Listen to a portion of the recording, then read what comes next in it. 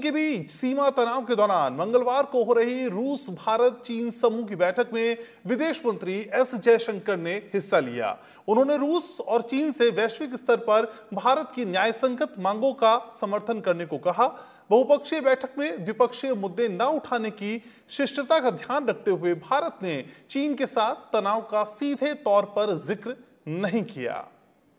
रूस भारत चीन यानी RIC की विदेश मंत्री स्तर की बैठक में भारतीय विदेश मंत्री एस जयशंकर ने चीन के साथ वर्तमान सीमा विवाद और भारतीय सैनिकों की शहादत का मुद्दा नहीं उठाया, लेकिन उन्होंने चीन को याद दिलाया कि जब 1938 में जापान के खिलाफ युद्ध के दौरान उसे मदद की जरूरत पड़ी तो भारत ने ही उसका साथ दिया था।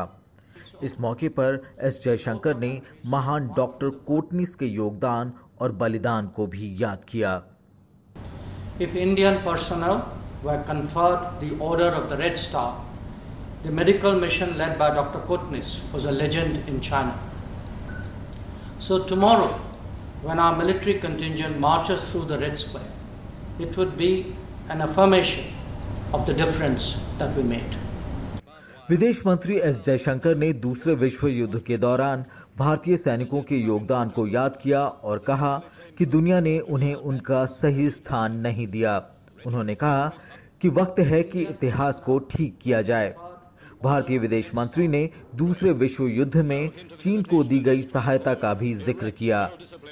Indian blood was shed at the battlefields of the world, from Tobruk, El Alamein and Monte Cassino to Singapore, Kohima and Borneo.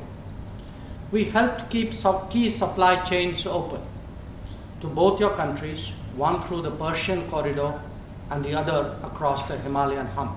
इस दौरान भारत ने संयुक्त राष्ट्र संघ के ढांचे में जरूरी बदलाव किए जाने और विश्व स्तर पर RIC की भूमिका पर भी बात की।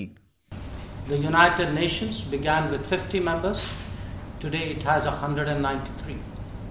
Surely its decision making cannot continue to be in denial of this fact.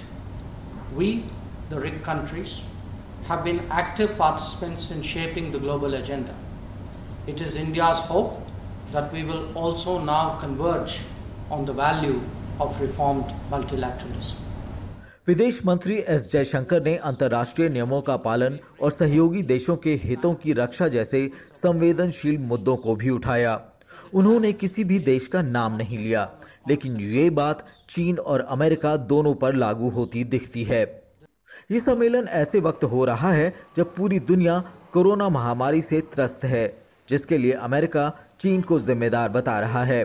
दूसरी तरफ रूस दूसरे विश्व युद्ध में हिटलर पर अपनी विजय की सालगिरह मना रहा है, जिसके लिए रक्षा मंत्री राजनाथ सिंह भारतीय थल, जल और वायु सेना की टुकड़ी के साथ मॉस्को में हैं। और भारत और चीन के बीच सीमा पर तनाव चल ही रहा है। अखिलेश सुमन, राज्यसभा टीवी।